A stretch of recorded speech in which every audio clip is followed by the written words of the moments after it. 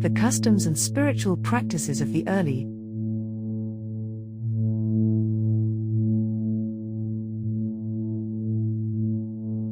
pre-Christian pagan cultures were passed down from one generation to the next.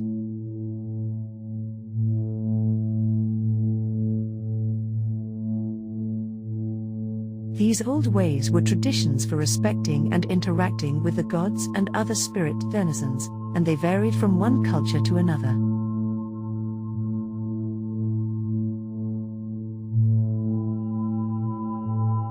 The Anglo-Saxons, for example, gave due offerings before a wéoh, which was an image or symbol of the honored deity.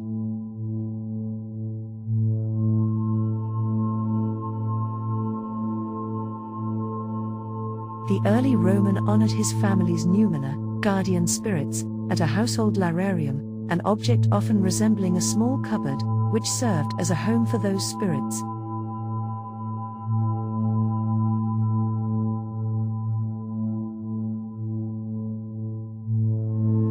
The early Greeks began every ritual with an offering to the goddess Hestia.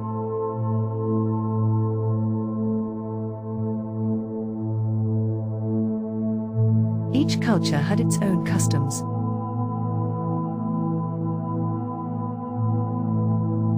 Many Paleo-pagans, whether Greek or Roman or Saxon, were undoubtedly passionate and sincere in their piety, but their spiritual paths were largely a matter of circumstance rather than choice.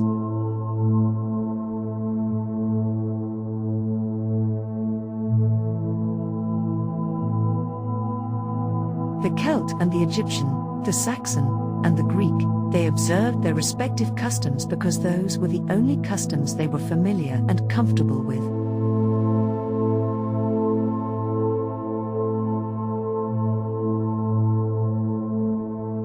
By contrast, contemporary pagans, almost without exception, intentionally choose the paths we follow.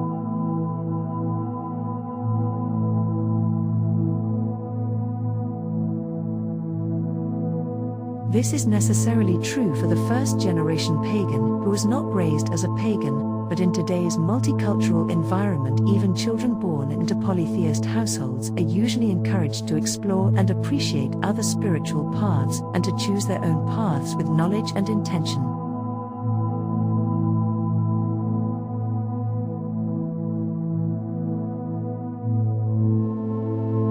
Today's pagan, whether or not raised in a pagan home, makes a conscious decision about his or her personal spiritual journey.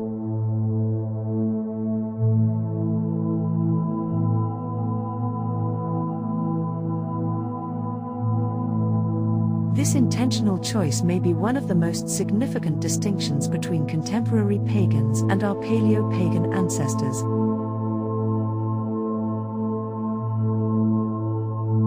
We have expectations of our spiritual paths.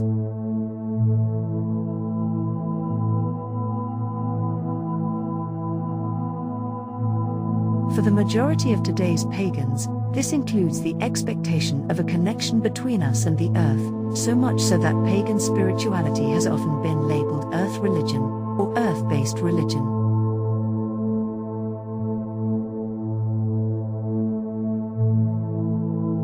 Our ancestors had no need to reconnect with the earth, they were immersed in its whims and tides.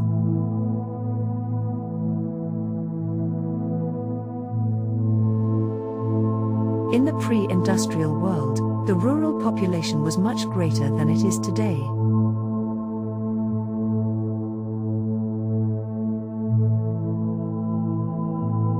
Urban centers like Rome and Athens were few and far between, and even in those ancient cities the residents were far more directly affected by the Earth's mood swings.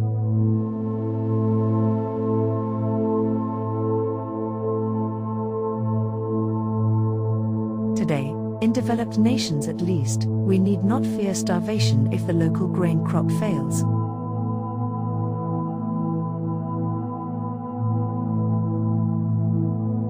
For the majority of us, severe winter weather only means a higher than usual utility bill.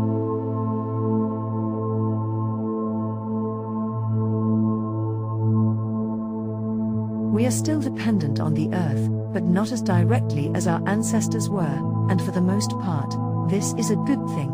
Nevertheless, we have lost something in the process, and it is this disconnection from the natural world that has inspired many people to explore earth-based pagan spirituality.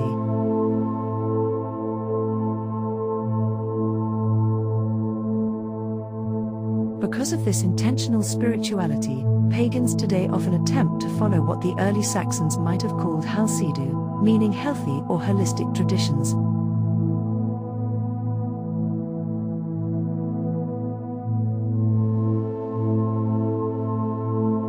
Halsidu engages and integrates all parts of the self.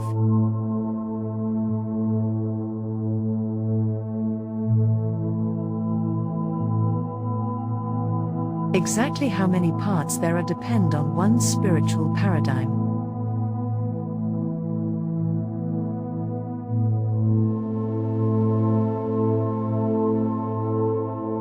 As a Saxon pagan, I expect halsidu to engage my rational thought, stimulate my memories and emotion, arouse my source of inspiration, balance my physical body and fortify my identity.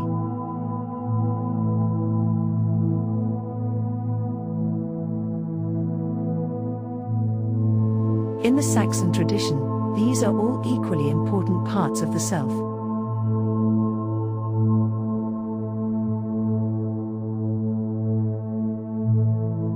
Pagans who follow other paths will have other definitions of the self, of course.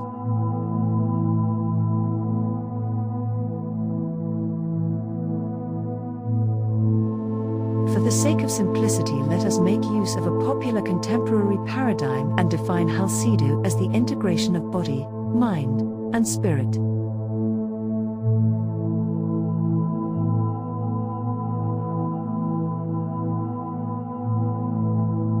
I use the Old English term halsidu for intentional pagan spirituality because I follow a Saxon path, but a Roman pagan might call it the vetera valens, worthy traditions.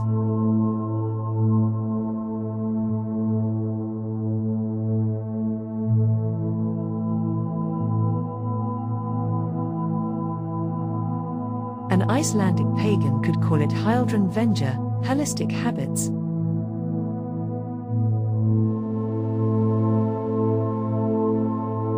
The name is not important.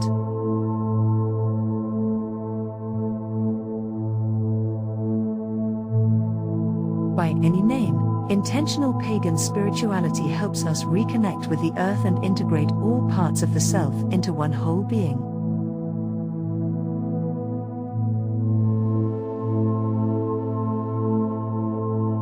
Halsidu, or whatever term you prefer, is not a matter of belief.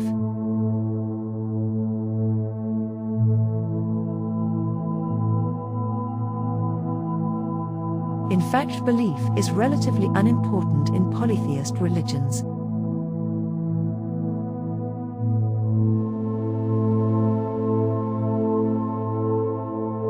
Yes, the Paleo-pagans believed in their gods, but it was in the way modern people believe in gravity or electricity, not in the way a child believes in the tooth fairy.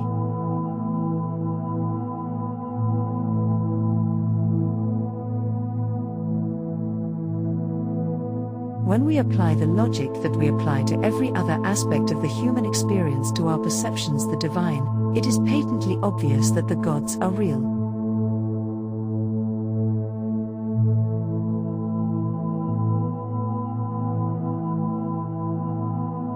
We can conclude that the goddess Athena is real, for example, because she has spoken to and interacted with thousands of people over thousands of years, and she is no less real just because Bob decides, for whatever reason, to not believe in her existence.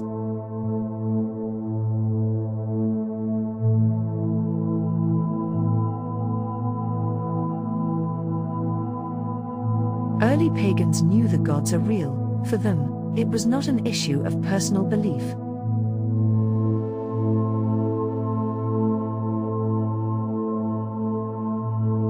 What matters to the polytheist are not people's beliefs, but people's actions, their words, and deeds.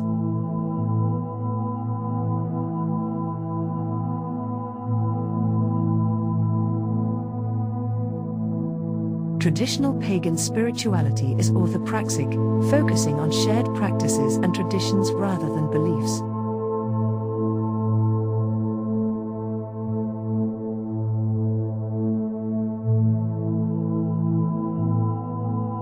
This remains true even today in pagan paths such as British traditional witchcraft, in most forms of polytheistic Reconstructionism, and for the International Neo-Pagan Fellowship RN Driacht Fame.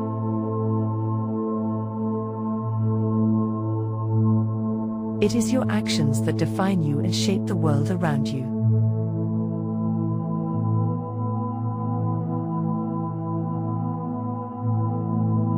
And as with all other things, it is by your actions that you integrate body, mind, and spirit.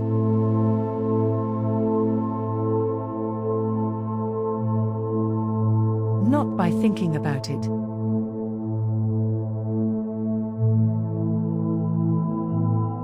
Not by talking about it.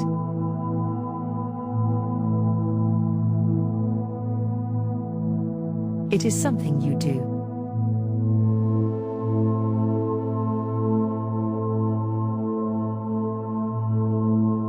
When we take no action towards developing an intentional pagan spirituality, it is often because we do not know where to begin rather than from a lack of desire.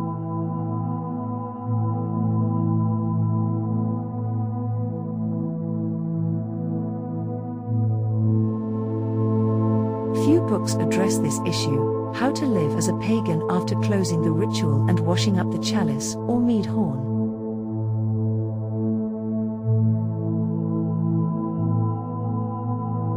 Many pagans, especially those new to polytheism, are unsure how to reach out and touch the earth both physically and spiritually.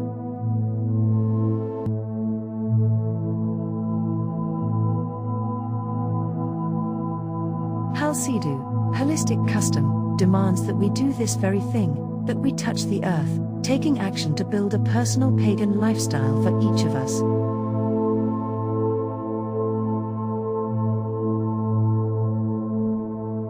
How you accomplish this will be a reflection of your own interests, needs, and circumstances.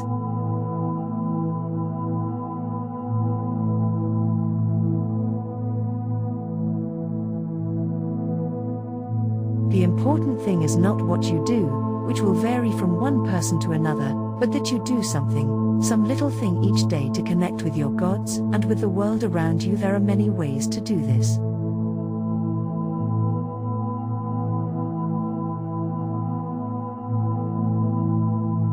You might find a connection through rituals that sacralize your daily activities, or by mindfully working with a familiar.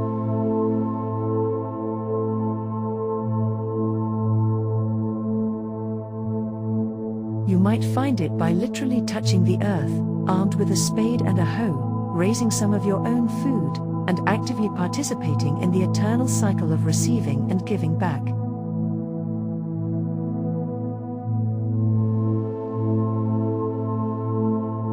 Or maybe you will find more inspiration in crafting your own ritual candles and incense.